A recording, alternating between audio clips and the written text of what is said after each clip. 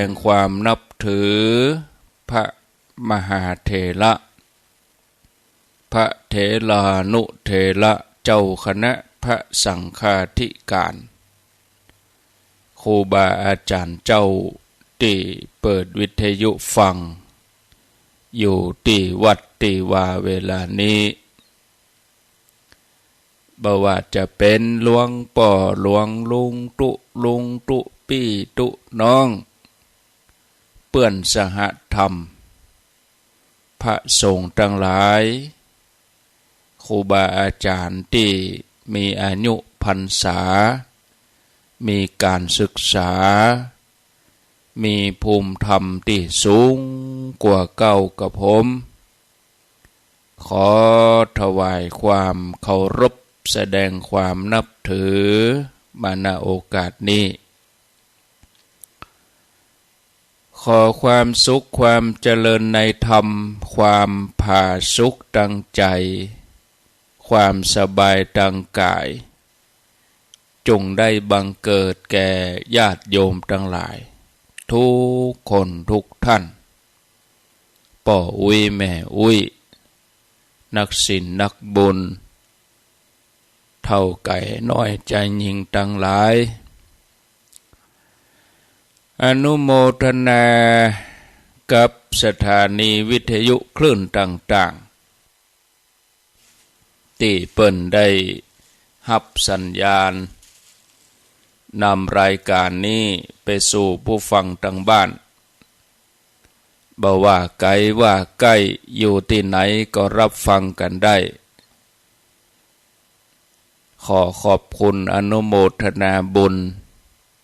ที่มีน้ำจิตน้ำใจรับสัญญาณเอารายการนี้ไปสู่ผู้ฟังทางบ้านขออนุโมทนาที่ลืมบ่ได้ก็คือญาติโยมที่ตั้งอกตั้งใจรอฟังรายการกูเจ้ากูค่ำก็ขออนุโมทนาได้เวลาแล้วเนอได้เวลาแล้วถึงเวลาแล้วได้เวลาสำหรับการรับฟังธรรมะอันเป็นสาระประโยชน์ทางด้านพระพุทธศาสนาน้อมธรรมคำสอนขององค์สมเด็จพระชินวรสัมมาสัมพุทธเจ้าได้มาปะมาพบมามาเล่าสู่บรรดาพ่อแม่พี่น้องพ่อออกแม่ออกพ่ออุ้ยแม่อุ้ยนักศีลนักบุญเท่าแก่น้อยใจยิงตั้งหลายแล้วไผที่ยังบ่ลุกเตื้อก็เกียมตัวลุกมาได้แล้วเนอะเกียมตัวลุกมาได้แล้วหลับลุกเจ้ากินพักดังปายหลับลุกควายกินพักดังเก้าลุกเจ้าได้หลายลุกควายได้น้อยหลับลุกเจ้าเป็นเจ้าทั้งหลายหลับลุกควายป่าเฮือลูกหลานเป็นหนี้เป็นข้าเน้อตื่นมาอย่าเน้อลุกมาอย่าเน้อลุกเน้อลุกเน้อลุกตื่นได้แล้วลุกได้แล้วญาติโยมท่านทั้งหลายลุกเจ้าตื่นตัวเจ้าบัวกาบหันเยื่องนาพังพร้อมลุกควายบดตันหนตางกีดก้อมก้าตัวบดต้อมปูนอายจุงเก่งเข้าไว้อย่าไปเฮือขวายต่อหน้าสบายจำไว้เน้อเจ้าจำไว้เน้อเจ้าอรุณสวัสดิ์ ธรรมสวัสดีสวัสดียามเจ้าศรัทธาญาติโยมท่านผู้ฟังทั้งหลายยินดีต้อนรับเข้าสู่รุ่งอรุณวันใหม่ปะกันเจ้านี้เป็นเจ้าของวันพฤหัสบดีเจ้าของวันพัดวันพฤหัสบดีที่3เดือนตุลาคมพุทธศักราช2567วันนี้เป็นวันเดือนเกี่ยงเหนือขึ้น1 ค่ำเดือนเกี่ยงเหนือขึ้น1 ค่ำพร่ำว่าเป็นวันพฤหัสบดีมาพบกับญาติโยมทั้งหลายในรายการเสียงธรรมแสงอรุณตะวาวันพุธบ่ได้มาตึงเจ้าตึงบ่ายตึงค่ำภาคเจ้านั้นก็วันศีลใหญ่นี่จะติดขัดสักน้อยบ่น้อยกำแล้วไอ้เนาะศีลใหญ่ติดขัดนักตั้งแต่เจ้ามืดตั้งแต่สายแต่บ่ายแต่ค่ำตะวานี่กิจกรรมมีทั้งวันเจ้ามาก็ไหว้พระสวดมนต์ทำวัดเจ้า5 โมงไป6 โมงก็ลงศาลาศรัทธามาวัดฉันเข้าเจ้าแล้วก็ไปลงอุโบสถฟังปาติโมกข์บ่ายมาก็ไปร่วมกิจกรรมธรรมสัญจรปุ่นบ้านโฮงตุงโป่งเหล่ายาวค่ำมาก็ทำวัดสวดมนต์เทศน์ธรรมแต่ว่านี่กิจกรรมมีวันค่ำบ่ายก็เลยบ่ได้เข้ารายการตกหอดเมื่อคืนก็บ่ได้เข้ารายการอันอ่อนเพลียเนาะก็เอาสุขภาพไว้ก่อนเจ้านี้ก็มีโอกาสได้มาปะศรัทธาญาติโยมทั้งหลายรายการก่อนหน้าแต่กี้ความจริงแล้วก็จะเป็นผู้ดำเนินรายการคือท่านชัยวัฒน์นาคเสโนหรือว่าตุลุงยองวัดพระธาตุดอยน้อยแต่ว่าอินเทอร์เน็ตขัดข้องตุลุงยองเลยไม่ได้เข้าหน้าฝนนี่ญาติโยมจะต้องทำใจอินเทอร์เน็ตมันเป็นไฟสายบางทีมันปุดมันขาดกิ่งไม้หักเข้าใส่ศูนย์บริการก็ดีอะไรอย่างก็ดีมันมีปัญหาทั้งนั้นมันผูกพัวพันกันไฟกระชากปุ๊บก็ดับไปหน้าฝนนี่ญาติโยมต้องทำใจเนี่ยถ้าหน้าหนาวหน้าร้อนนี่สบายมันพอดับแต่ถ้าว่ามีฟ้าแมบฟ้าห้องถ้าฝนลงนักญาติโยมต้องทำใจบางทีเขาก็ว่าที่เฮาเป็นอย่างรู้แต่ว่าที่อื่นเนี่ยสายที่มันจะมาหาเฮาเนี่ยสายที่เพิ่นเอาตัวเสาไฟเนี่ยมันปุดกลางตางกะอย่างกามันเหตุขัดข้อง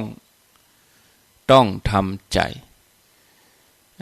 บ่ได้ยินเหววันเขาก็บ่จะไปอย่างเขาก็ฟังอย่างอื่นไปมีอย่างอื่นให้ฟังอยู่เนาะมาปะกันแล้วบ่เฮอได้ขาดแคลวเสียเวลานอกจากอนุโมทนากับสถานีวิทยุแล้วก็ขออนุโมทนากับญาติโยมผู้อุปถัมภ์รายการร่วมบริจาคค่าอินเทอร์เน็ตร่วมทำบุญค่าไฟเป็นประจำเดือนประมาณ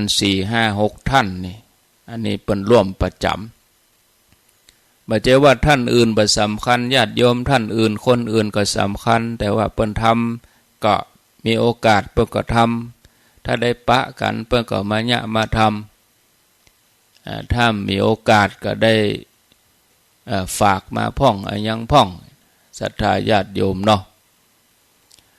ก็อนุโมทนากับแม่จันเรือนใสแม่เดินเพ็ญทิมบางแม่อมราวงแหวนแม่ครูเกษณีชัยเทพแล้วก็แม่ครูจงลักษณ์นาวาจักรแม่สรินทิพย์บุญเลิศโยมกนกพิษชัยนาแล้วก็ไพ่แถมที่จริงก็เขียนไว้นะแต่ปอจะจำได้นี่ก็คงจะมีแต่อีกอะเนาะมีนักละนี้ก็เป็นตีหู้แต่เป็นตีเข้าใจอีกก็แล้วกันอนุโมทนาที่เปิ่นตั้งอกตั้งใจร่วมทำบุญโยมแม่พัฒนันวิจิตรไพศาลเนาะก็ขออนุโมทนาบุญด้วยแล้วก็ร้อยตำรวจตรีสุจักรพรหมเสนอาจารย์เกลียงศรีพรหมเสนบ้านสิริบังคาราจารย์อันนี้เปิ่นก็ตั้งใจทำตลอดทุกเดือนประจำเดือนไปก็ขออนุโมทนาด้วยญาติโยมที่ฟังห้วยตองซักระยะหลังมานี่อาจจะบ่ได้ฟังสม่ำเสมอเนาะเดี๋ยวก็หม้อไฟกับเดี๋ยวก็อินเทอร์เน็ตส่วนรายการเมื่อแรงเมื่อคืนญาติโยมอยากธรรมะก็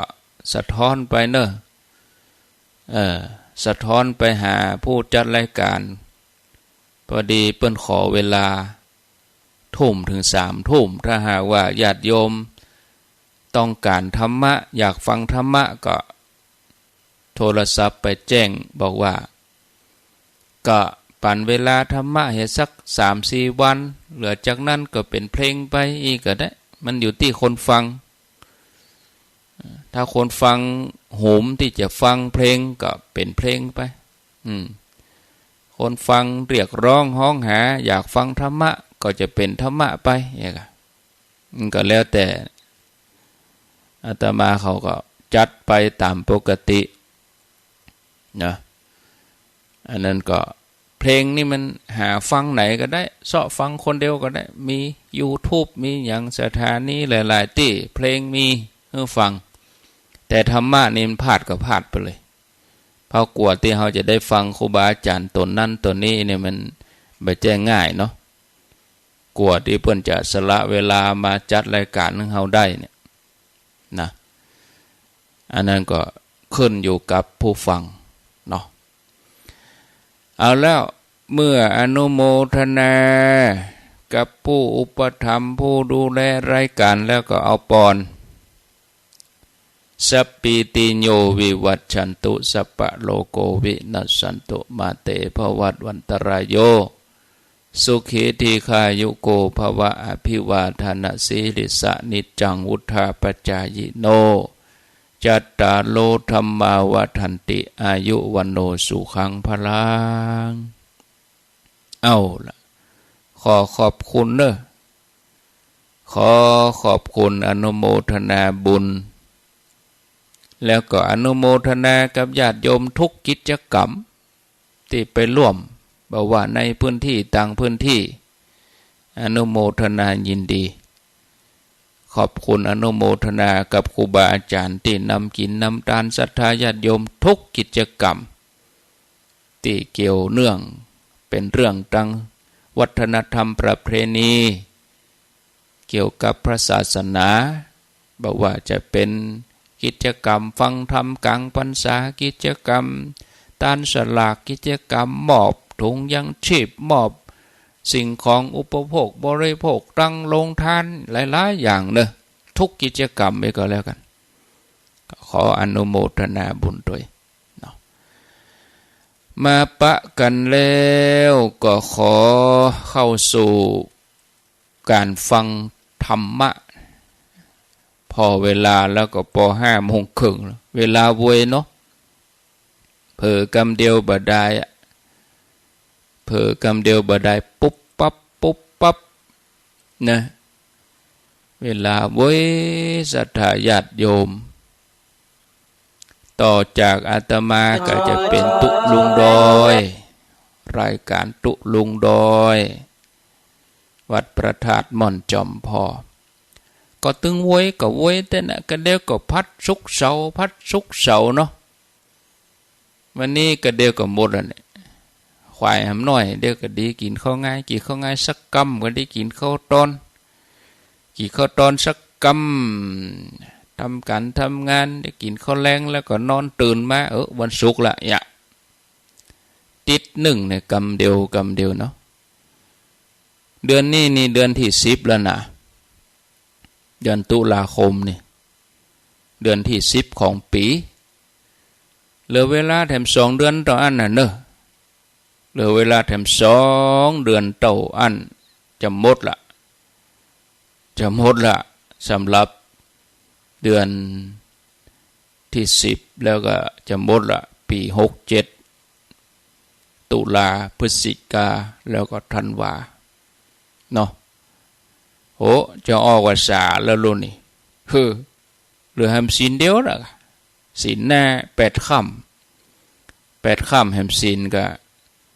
เดือนเพ็งแล้วเนาะเดือนเกี่ยงเพ็งเดือนเกี่ยงนี่เป็นเดือนห้องการออกวาษานะเกี่ยง59เสียติดกับจันเนอะ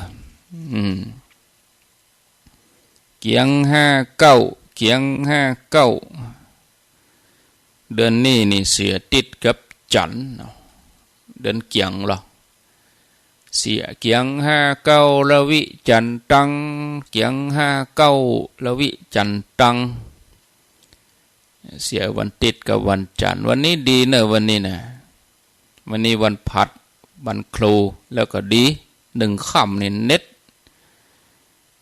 ถ้าเป็นเดือนตั้งใต้นี่เป็นเดือน11นะเดือนตั้งเหนือเฮานี่เป็นเดือนเกี่ยงเนาะ11/1วันเนี้ยขึ้น1ค่ำวันเนี้ยวันดี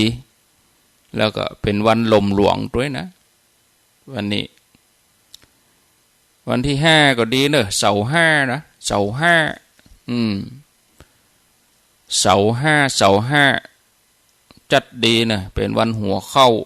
แล้วก็ขึ้น3ค่ำด้วยเดือนเกี่ยงขึ้น3ค่ำเนี่ยใครจะเอารถเอาอย่างออกในเนอะเสาร์5นี่เน็ตเนาะ เน็ตบ่เน็ตก็อยู่ที่เฮาล่ะเราตั้งอยู่ในความประมาทเนาะขับรถอย่างมีสติมันก็ถึงดีแต่ถ้าว่ามันออกวันดีอย่างใดแต่ตัวเก่าทำบ่ดีขี่รถเหี้ยวขี่รถหายอันตรายเมาแล้วขับมันก็จะได้มันก็บ่ดีนะศรัทธาญาติโยมเฮาทั้งหลายคืออันหยังเฮาก็คือตัวเฮาทุกคนเนี่ยก็คือเป็นสิ่งมีชีวิตชนิดหนึ่งบนโลกนี้ที่ธรรมชาติได้เอาดินน้ำลมไฟมาปรุงขึ้นมาแต่งสร้างสรรค์ขึ้นมาเป็นร่างกายมีตัวจิตใจนี่มีความรู้สึกนึกคิดขึ้นมานี่เขาเกิดเพราะดินน้ำลมไฟเขาจะมีอันตรายก็เพราะดินน้ำลมไฟเมื่อเขาจากโลกนี้ไปก็แยกเป็นส่วนๆดินสู่ดินน้ำสู่น้ำลมสู่ลมไฟสู่ไฟที่มันอันตรายที่มันเกิดภัยพิบัตินี่ก็ธาตุสี่เนาะธาตุไฟก็อย่างที่หันไฟไหม้ธาตุไฟแห้งเนาะปีเนี้ยต่างประเทศก็ธาตุไฟคนอารมณ์ร้อนก่อสงครามกันฮบกันเอามาพอข่าวต่างประเทศนี่นะโอ้จะรุนแรงขึ้นติ๊กๆตั้งตะวันออกพุ่นเฮานี่โชคดี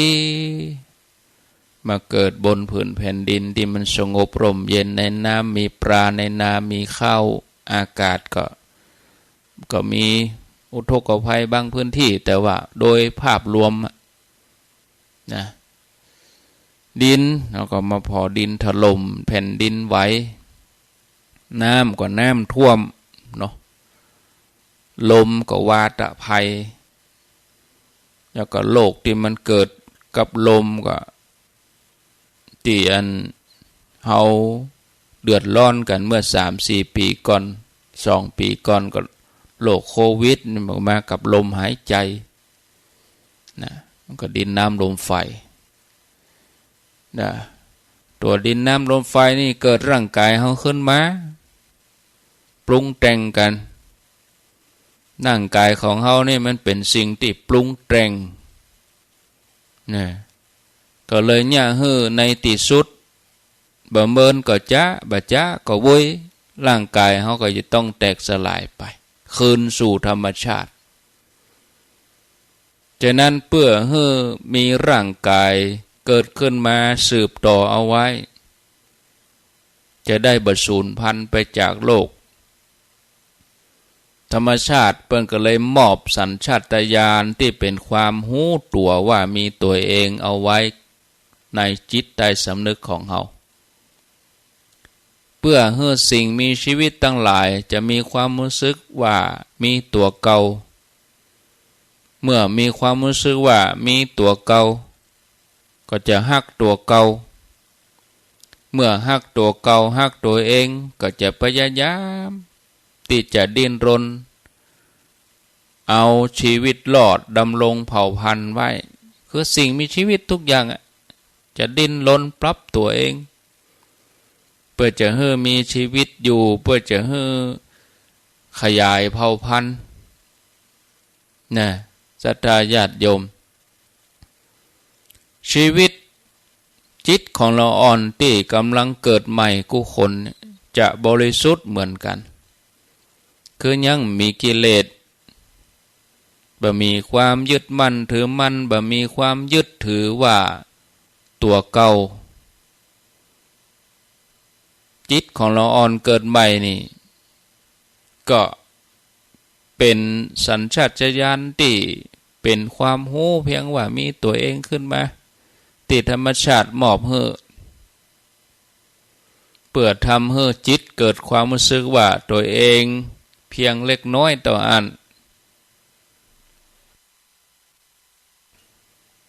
อันนี้ก็หมายถึงว่ามนุษย์เฮากู้คนในโลกนี้คือคนเดียวกันเนี่ยมีจุดกำเนิดเดียวกันที่มาจากจิตว่างเหมือนกันที่ว่ามาแตกต่างกันเมื่อลูนเนาะตามเหตุตามปัจจัยตามสิ่งแวดล้อมตามฐานะตามครอบครัวตามการศึกษาตามบุญเริ่มต้นสุดท้ายก็เหมือนเดียวกันหมดนะเมื่อเฮาพิจารณานี่ศรัทธาญาติโยมท่านสาธุชนพิจารณาเฮาทั้งหลายนี่สามารถรับมือกับความเจ็บป่วยได้ถ้าหูล่วงหน้าว่ามันมีโอกาสเกิดขึ้นกับเฮาแต่มันมีโอกาสกุคนอะแล้วแต่โอกาสนั้นจะเว้ยจะจ้าโอกาสที่เฮาจะได้ล้มป่วยโอกาสที่เฮาจะได้บ่สบายเนี่ยแต่มีสิ่งหนึ่งที่กุคนมาอาจจะหลีกเลี่ยงแล้วก็ยากที่จะรับมือคือว่าความพัดภาคสูญเสียนะยิ่งเฮามีอายุยืนต่อใดยิ่งเฮาจะพบกับความพัดภาคนักต่ออัน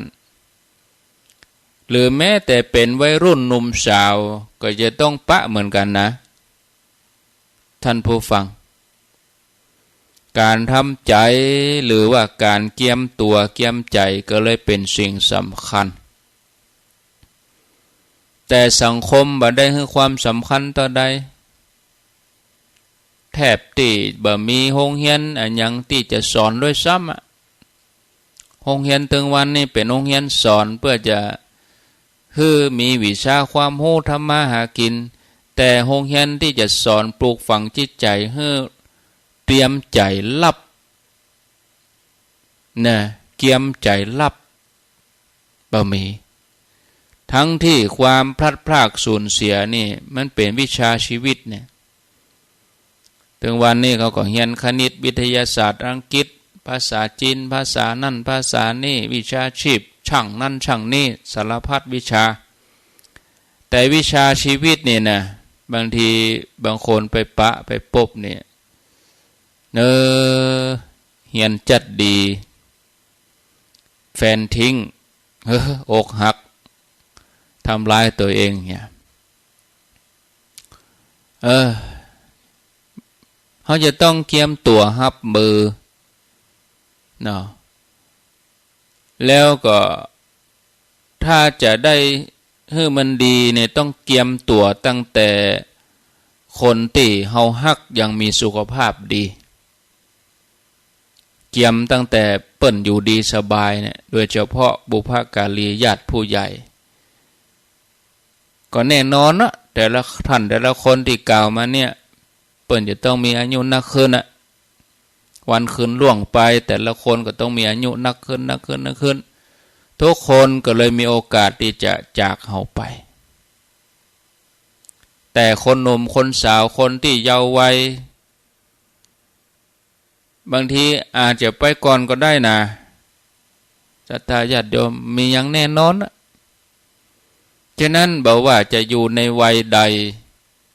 เพศใดวัยใดควรจะฝึกใจเตรียมรับมือกับความพัดภาคกับความสูญเสียไว้ให้ดีหลายท่านที่สวดมนต์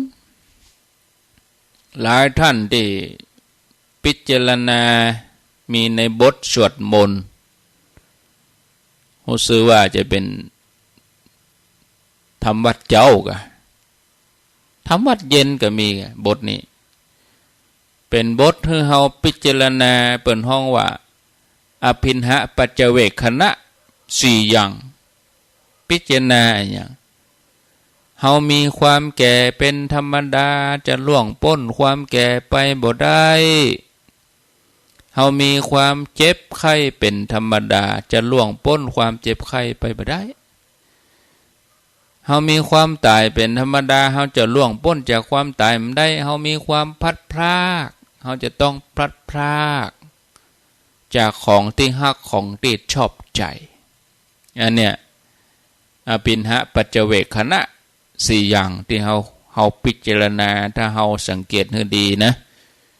อันนี้เป็นบทสวดมนต์แปลถึง4อย่างนี้มันเป็นความจริงที่เฮาจะต้องปะเป็นสิ่งที่เฮาจะต้องระลึกนึกอยู่เสมอยิ่งประโยคสุดท้ายเนี่ยเฮาจะต้องพัดภาคจากของฮักของชอบใจเนี่ยมันเป็นเรื่องที่เกี่ยวข้องกับเฮาถึงวันของฮักของชอบใจซึ่งไม่ได้หมายเฉพาะสิ่งของบอกว่าจะเป็นโทรศัพท์มือถือรถยนต์เงินทองนะรวมไปจนถึงคนที่เฮาฮักน้องหมาน้องแมวก็จะต้องจากเฮาไปบ่กี่วันบ่วันใดก็วันหนึ่งถ้าเฮาพิจารณาเฮาตระหนักว่าเฮาจะต้องพัดภาคจากของหมู่นี้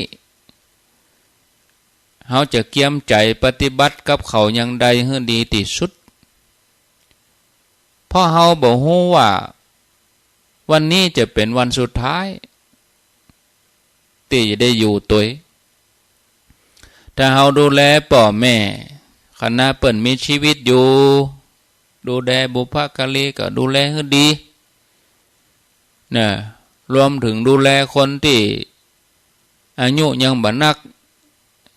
ทำดีกับพี่กับน้องทำดีกับมิตรญาติพี่น้องทำดีกับทุกๆคนหากวันใดวันหนึ่งเขาจะต้องด่วนจากไปอย่างกระทันหันเขาจะได้บ่มานั่งเสียใจบ่มานั่งกินแหนงเพราะเขาได้ปฏิบัติต่อเขาดีแล้วทำดีแล้ว มีโยมแม่หญิงคนหนึ่งเธอมีอ้ายบ่าวเปื่อนปอจายที่สนิทสนมกันตั้งแต่เรียนชั้นประถมมัธยมจบมัธยมจากกันแยกย้ายไปเรียนกันต่างมหาวิทยาลัยแต่ก็ยังโทรศัพท์ติดต่อกันอยู่มีช่วงหนึ่งที่เขาโทรศัพท์มาโอ้กันแทบทุกคืนน่ะแต่ละครั้งก็อู้เมินเด้อกึ่งชั่วโมงกา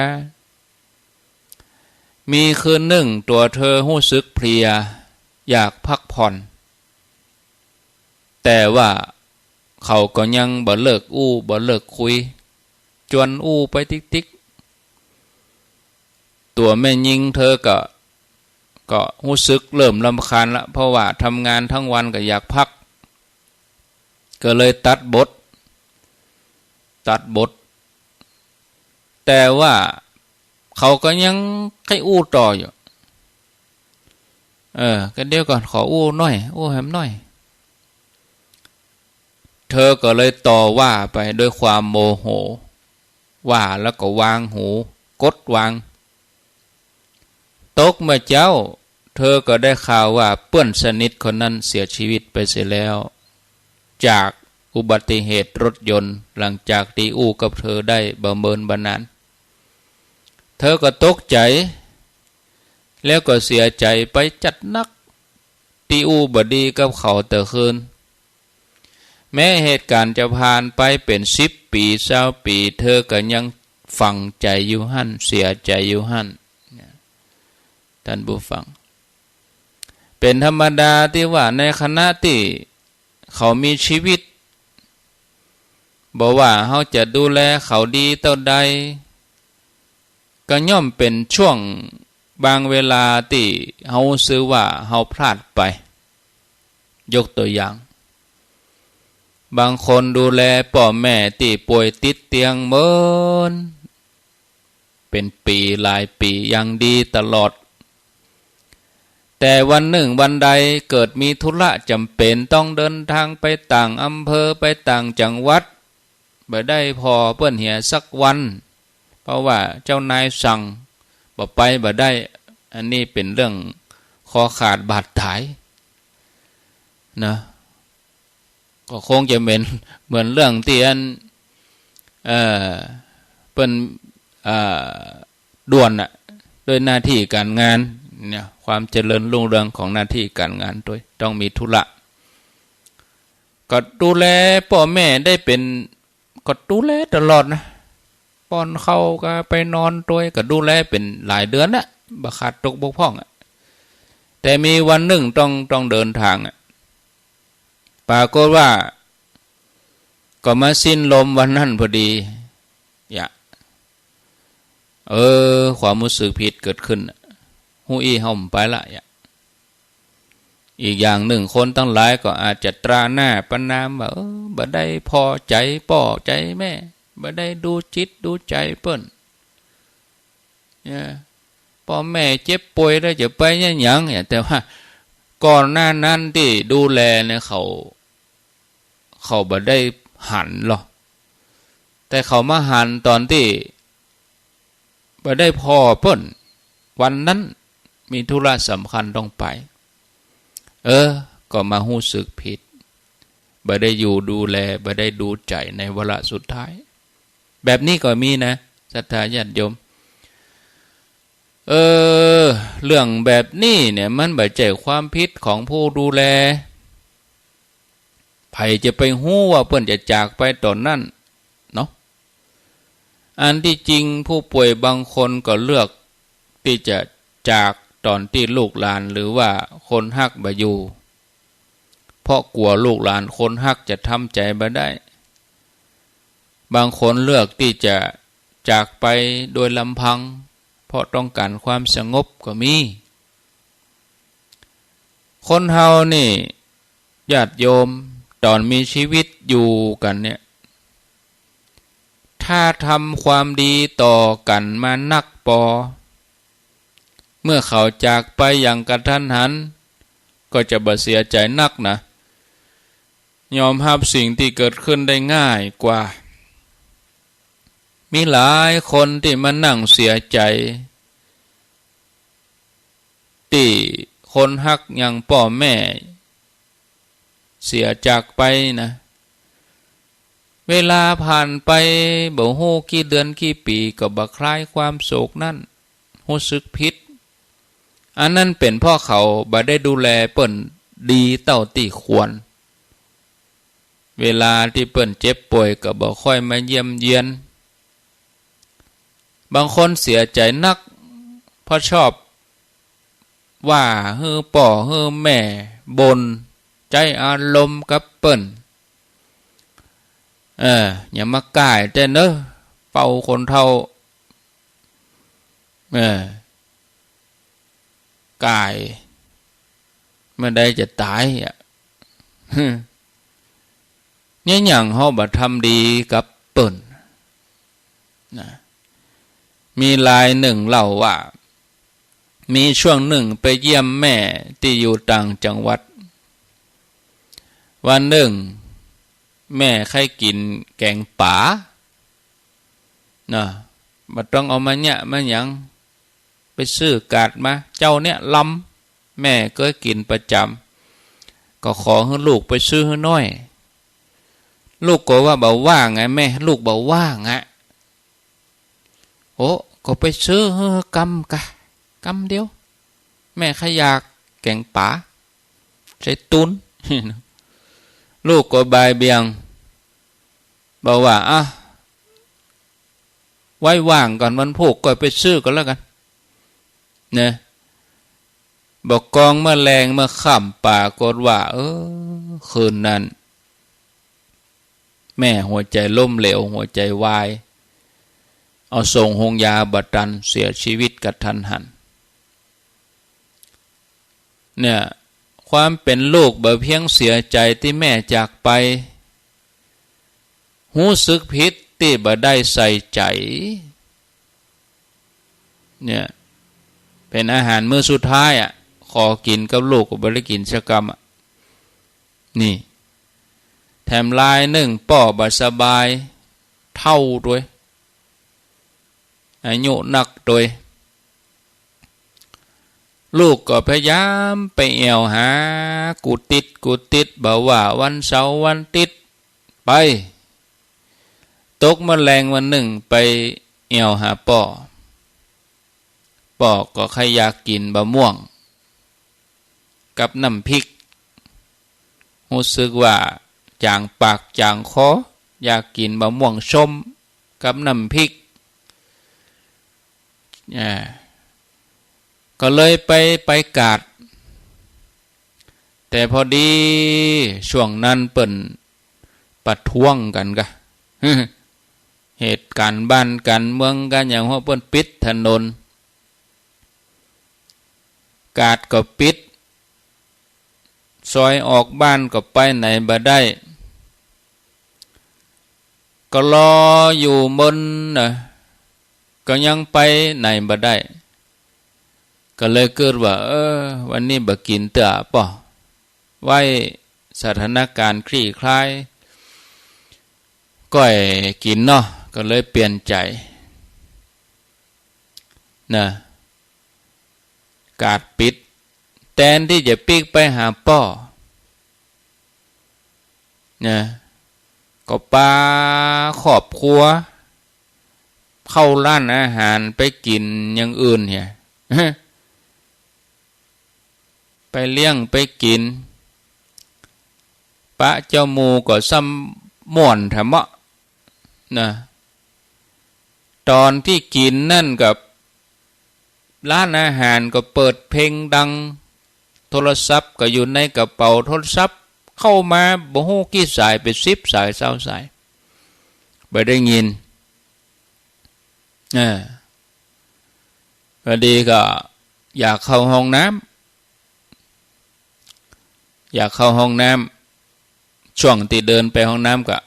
กำโทรศัพท์มาพอยน้อยก็ฮู้ว่าน้องโทรศัพท์มาก็โทรย้อนไปว่าปีกบ้านมาด่วนป่ออาการสุดนักบ ประเด็นนี้อยู่ที่โรงยาเอาล่ะก็นั่นจางเจ็ดเฟสสะมดบอกคือเปื่อนบอกคือคนครอบครัวกระจายปิกบ้านป่ออยู่โรงยาเพื่อกลัวจะไปถึงโรงยามีแล้วเสียแล้วป่อเสียไปแล้วก็เสียใจที่ไปได้ไปซื้อบะม่วงที่จริงถ้าซื้อบะม่วงบ่ได้กับคนจะปิกไปหาป่อพุ่นกะบุคคลจะแวะข้างทางบุคคลจะเข้าร้านอาหารน่าจะไปพอดูป่อวาระสุดท้ายแต่เลือกที่จะไปกินร้านอาหารเนี่ยก็เลยรู้สึกผิดหลังจากที่ป่อจากไปหลายครั้งที่ฝันว่าป่อมาหาป่อยิ้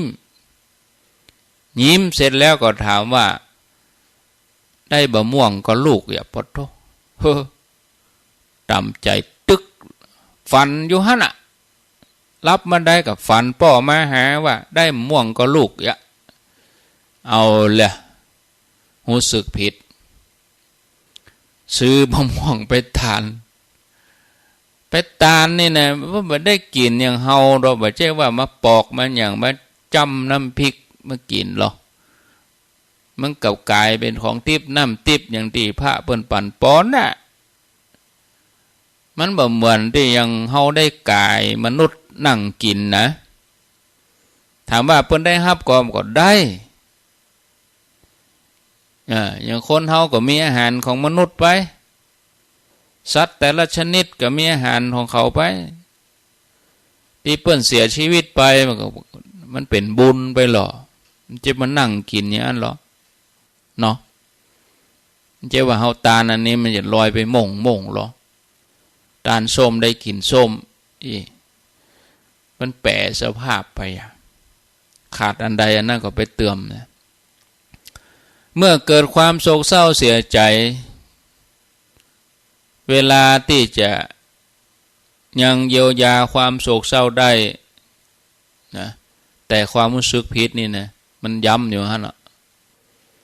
ความโศกเศร้าเสียใจนะเวลามันเยียวยาได้บางทีผ่านไป7 วันไข้หัวแห้ละ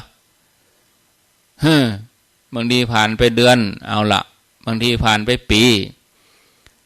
ยิ่งคนรักจากกันใบหนุ่มใบสาวนี่นะโอ้จะว่าฮักกันยังได้ก็จังเด้อมาเกิน3 ปีแต่งงานใหม่ละไข้หัวแห้ละแต่ว่าความรู้สึกผิดที่ไม่ได้ทำดีต่อกันเนี่ย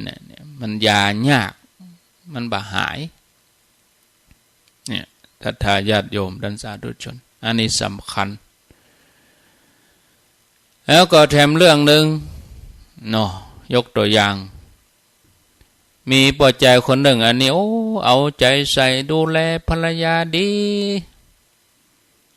ภรรยาเขาเป็นพยาบาล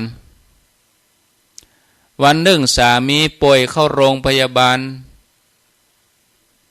นะภรรยาก็บัดเฉลียวใจเกิดว่าอาการบรรนักต่อใดก็เลยบ่ได้ดูแลเอาใจใส่ใกล้ชิดหันเขาไปหาหมอแล้วก็บ่ได้กึดอะไรอย่างถึงโรงยาถึงหมอแล้วบ่ได้กระตุ้นให้ไปตรวจอย่างละเอียดสุดท้ายก็พบว่าสามีนี่เป็นโรคมะเร็งระยะลุกลามประเมินบัดนั้นตัวเป็นสามีก็เสียชีวิตโดยที่ภรรยาช่วยอย่างบ่ได้ทั้งที่ตัวเองเป็นพยาบาลเธอก็ทำใจไม่ได้เวลาผ่านไปหลายเดือนเธอก็ยังยอมรับบ่ได้ว่าสามีจากไปอย่างด่วนอย่างถึงวันก็ยังทำอาหารให้สามีวางไว้บนโต๊ะเกิดว่าสามีจะมานั่งกินถึงวัน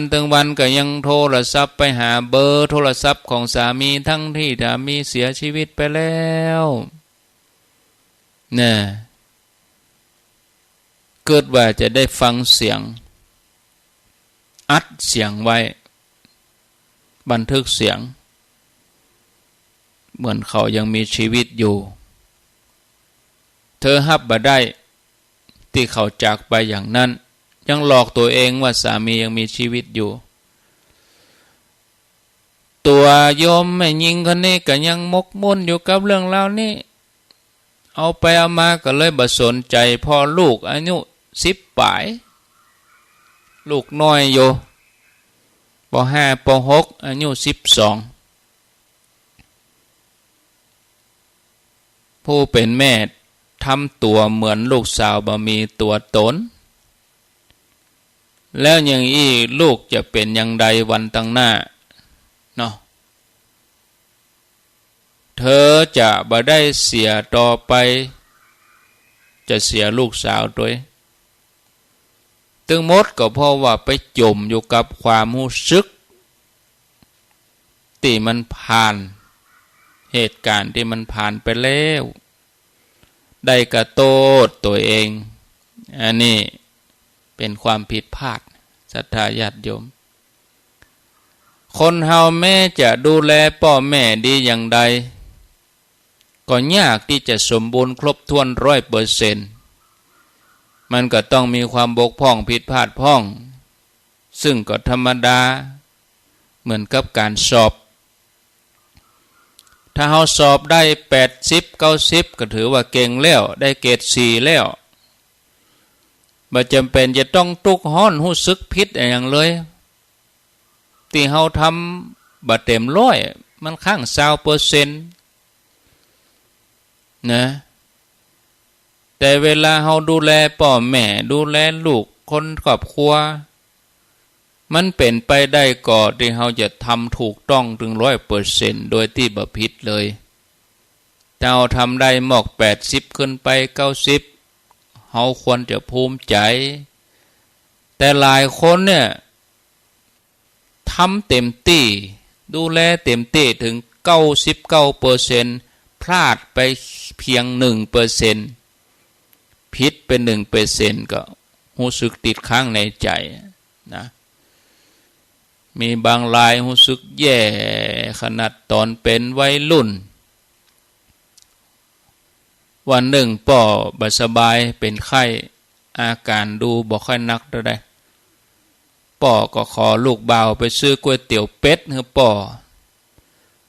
ตอนนั้นลูกบ่าวกำลังไปเอวกับเปื้อนน่ะ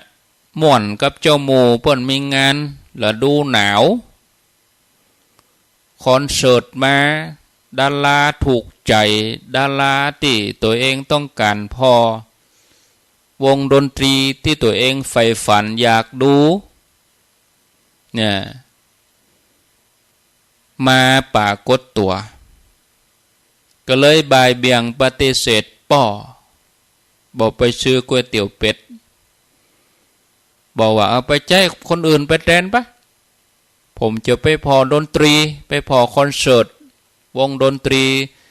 ถูกใจมาแสดงนี่ออกบ้านไปละระหว่างไปแอวตัวเจ้ามูก็ปากก็ว่าป่อนี่ก็หัวใจวายเสียชีวิตกับทันหันบอกกองโหก็เสียใจหูสึกผิดนับตั้งแต่นั้นมาเขาบักกล้าเตี๋ยวไก่ร้านก๋วยเตี๋ยวเป็ดเลยเวลาหันก๋วยเตี๋ยวเป็ดก็จะกินก็บ่กินน่ะบ่เตี๋ยวไก่แล้วล่ะทำให้นึกถึงเหตุการณ์วันนั้นตอกย้ำเฮานี่บ่ดีรุ่นนี่ป่อบ่เคยขอร้องอะไรอย่างวันนั้นป่อขอเฮาไปซื้อก๋วยเตี๋ยวเป็ดแต่เฮาปฏิเสธรู้สึกผิดปอใจคนนี้บอกกองหันก๋วยเตี๋ยวเป็ดมันได้ก็โอ้รู้สึกผิดตัวเก่าบ่น่าทำเลยเป็นความผิดพลาดยิ่งใหญ่แต่ถ้าเฮาพิจารณาให้ดีมันบ่ใช่ความผิดอะไรอย่างนักเพราะไผจะไปฮู้ว่าเพิ่นจะจากไปวันนั้นบ่มีไผฮู้เหตุการณ์ล่วงหน้าได้ในเมื่อป่อบ่ได้มีอาการปรากฏได้หันมาก่อนมันเป็นความผิดพลาดที่เกิดขึ้นได้กับผู้คน แต่เมื่อมีความรู้สึกผิดเกิดขึ้นก็จะต้องเยียวยาต้องรักษานะต้องปลดเปลื้องความติมันติดข้างในใจเนาะโอ้พอไปกับเวลาหมดแล้วศรัทธาเวลาหมดแล้วเนอะเอาไว้อู้กันแถมไม่ในวันต่อไปคือวันไหนบ่ฮู้เนาะก่อยมาว่ากันแถมใหม่เวลาหมดไปเสียแล้วตุลุงยังได้ม้วนเด้อจอมพอนะฝนตกเวียงบ่เป่าก่อนน้ำท่วมหลอบสองเวียงป่าเป่าเจียงไฮ้แม่สายแม่อายเนาะอินดูเปิ้นเหมือนกันแต่เพียวกำลังจะแล้วกำลังจะเป่งน้ำไหลมาเอาขี้เปอะมาแถมแล้วอินดูเปิ้นเนาะ หลายเหตุการณ์อ้าวก็ส่งกำลังใจไปนะเอาละเนอะลาไปก่อนอายุวันโนสุขังปรัง